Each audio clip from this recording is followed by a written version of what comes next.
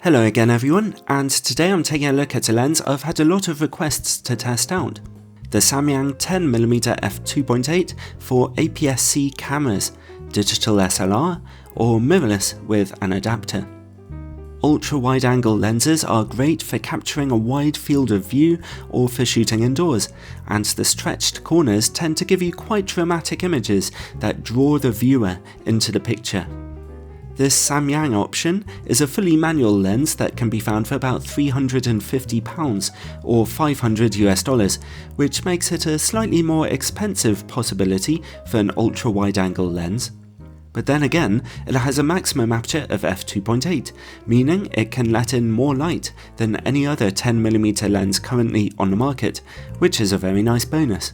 Although admittedly, other lens manufacturers do come pretty close, as you can see here. As I said, it's designed for cameras with a smaller APS-C sensor size. If you fit it onto a full-frame camera, like my Canon 6D here, then you'll get very strong and obvious vignetting. Anyway, let's take a look at the Samyang's build quality. This is a typical lens of theirs in many ways. It's fully manual, so we have manual focus and aperture rings that, as usual, turn very smoothly indeed. Manually focusing such a wide-angle lens really isn't much of a problem, even for beginner photographers.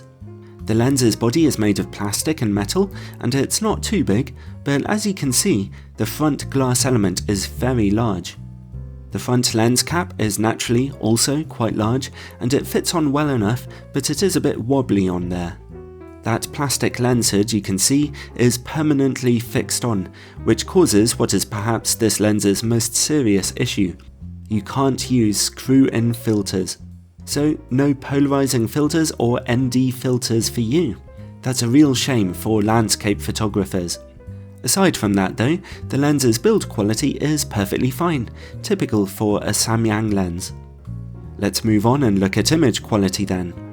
I'm testing this lens on a 24MP Canon EOS M3, quite a challenging high-resolution sensor. In the middle of the image at f2.8, sharpness and contrast are both excellent, which is pleasing to see. Over in the corners of the image, picture quality becomes a little weak. We are seeing softness, vignetting, and chromatic aberration here. Stop down to f4 and there's a small improvement in all those issues.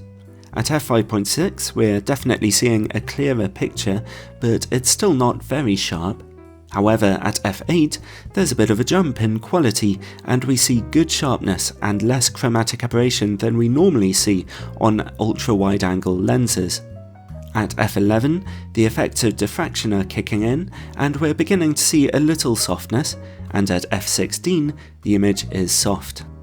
So, overall, the Samyang lens always provides excellent results in the middle of your images, but it needs to be stopped down to about f8 to offer really good image quality in the corners.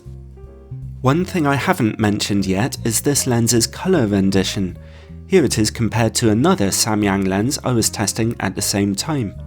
As you can see, the Samyang 10mm lens gives a noticeable green colour cast to your images. Well, my copy of the lens certainly did anyway. I presume that would happen on all of them. It's something that can be easily fixed in editing, but still, it's not exactly a desirable characteristic. Let's move on and take a look at distortion and vignetting. Considering this is a prime lens and not a zoom lens, I was hoping for good results here, but the Samyang 10mm actually projects a disappointing amount of barrel distortion that will be generally noticeable in your images. At f2.8, we also see some pretty clear vignetting in the corners. Stop down to f4 and those corners brighten up a bit, and at f5.6 we see even illumination from corner to corner. So not very good results here, really. The lens can focus as closely as about 24cm from your subject, about average for an ultra-wide-angle lens. Close-up image quality is good at f2.8 and very sharp from about f4, giving you good quality close-up images. One important thing for wide-angle lenses is to work well against bright lights, as you'll often be catching them in your images. As you can see here, the Samyang lens performs well in that situation, with little loss of contrast and little flaring. It's actually a better performance than most of Canon's ultra-wide-angle L lenses. Finally, bokeh. The lens's fast maximum aperture of f2.8 means that if you get close enough, you can generate somewhat out-of-focus background. The quality of the lens's bokeh is generally slightly edgy, but it's never distractingly busy. Overall, the Samyang 10mm f2.8 is essentially a good lens, but with some question marks and slight disappointments. As it's a prime lens and not a zoom lens, I was hoping for less distortion.